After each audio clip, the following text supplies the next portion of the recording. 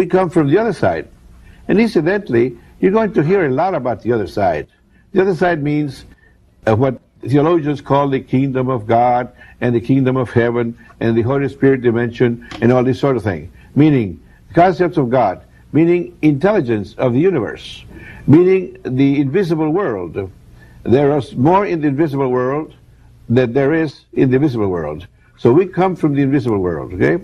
So talking about the chart, and when we come from the invisible world, meaning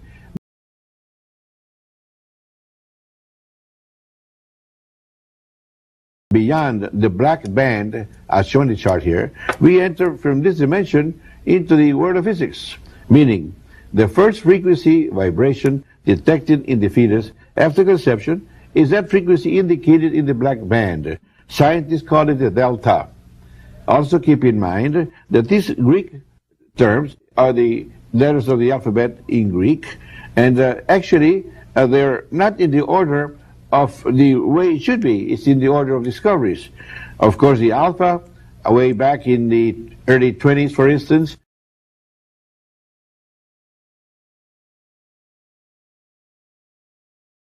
to measure brain waves was very inefficient, not so sophisticated, not so sensitive, so naturally it detected the strongest brain frequency. And the strongest brain frequency was labeled the alpha, the first one detected with this instrumentation. So the letters of the Greek alphabet are placed in order of discoveries, not in the proper order of brain development. So the brain starts developing with no more than what's found in the vibration within the delta frequency, this black band here.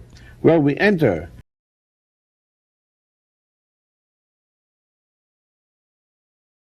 black band, the door, from the spirit other side, so to speak, into this side, the physical world, to the delta door. The first frequency detected in the fetus, even when the fetus is in the mother's womb, is the delta band, the scientists call it. Well, here we have the delta and the theta. Delta and theta is one complete dimension. The delta and theta is a complete kingdom, because any seven subdivisions is a complete kingdom. You take the 7 subdivisions of music, 7 notes, it's called the octave.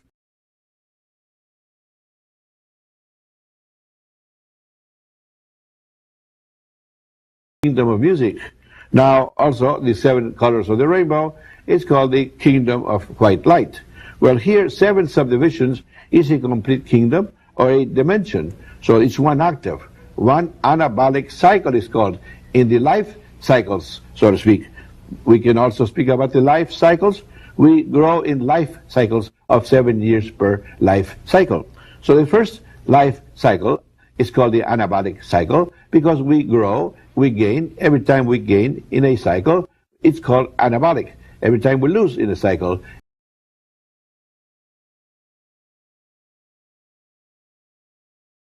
it's called catabolic. So we go through so many anabolic cycles in human development of the brain. So later, within this one kingdom, one dimension, the mind functions only inductively, meaning the child has no ability to analyze. He knows things happen, he doesn't know why. He has no means to try to figure out why things happen and what the reason for it. So the analytical process is the critical consciousness are not there yet. Child has developed a set of teeth and has grown and has learned to walk.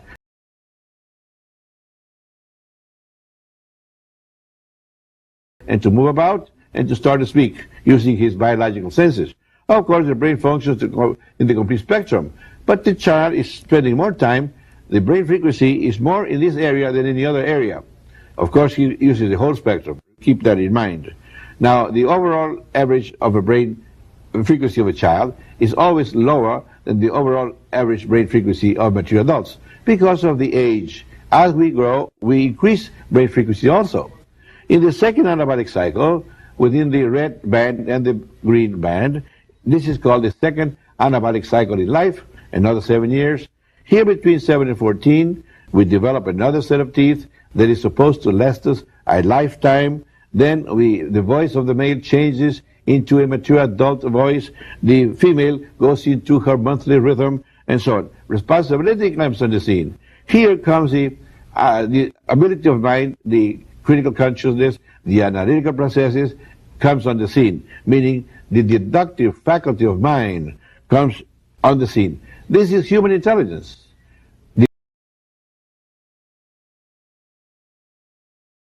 The deductive faculty of mind, the analytical processes, is human intelligence. This is human intelligence in the region. The alpha is the highest human intelligence level. Well, we analyze problems. We start to analyze problems. This is the center of that dimension. Well, here it's very important to note that one thing has been discovered, that here this dimension is the door to the use of the right brain hemisphere. Because the right brain hemisphere is the hemisphere used by the soul. When we talk about coming in from the other side,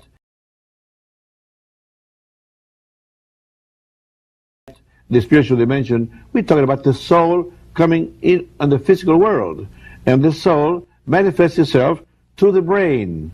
When the brain is damaged, any part of the brain damaged, the soul cannot manifest itself to that damaged part of the brain. If the damaged part of the brain has to do with speech, well, the person cannot speak. And with hearing, the person cannot hear, and so on. So the brain is the translator, what transfers the information, intelligence, to be able to control. You see, we're like mannequins. We're like these puppy things, you know, the puppets show and so on. Like the soul is moving his body like the body is a puppet, you see. The soul has to have strings and connections through the brain to different parts of the body to cause it to move. If those connections are broken, the puppet's arms will not move, or the legs, or the hearing mechanism, and so forth. So this is a little complicated, so I think I need to take more time to explain what happens beyond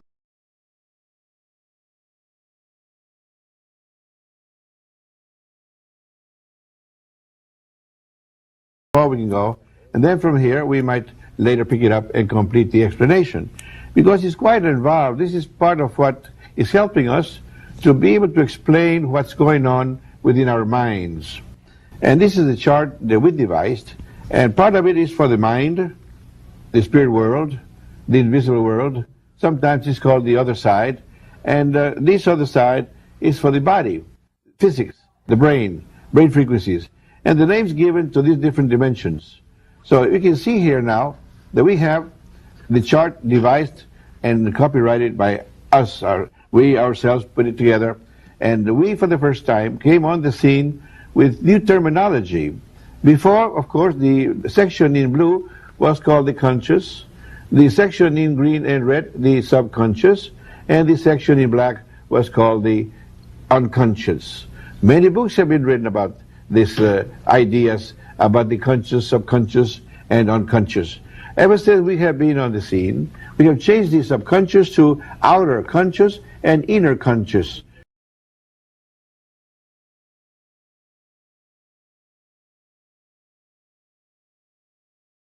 This. So for now, let's say that we have covered the delta part, the theta, and the alpha part, which means the black, the red, and the green band, to talk about the anabolic cycles.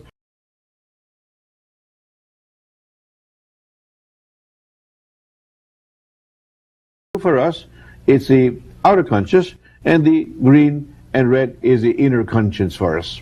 We are the first ones to start using the concept of inner consciousness. There was no such a thing before we came on the scene. So then, this is a chart that explains the brain frequencies. Remember that the brain is measured in frequencies of vibrations, because your brain vibrates so many times per second, like your heart beats so many times per minute.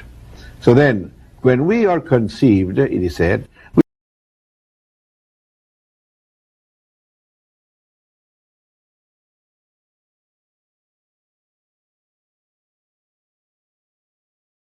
as everybody knows, we here in Laredo researched the system for 22 years.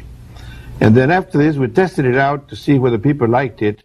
And between 1966 and 1969, people wanted some more of this, that they wanted to come frequently, more frequently, and teach us more of what you have and so on. And this is how we started to grow. And I don't know whether we have enough time to cover the explanation of the chart in this segment, but I'm going to try to see how far we can go. And then from here, we might later pick it up and complete the explanation.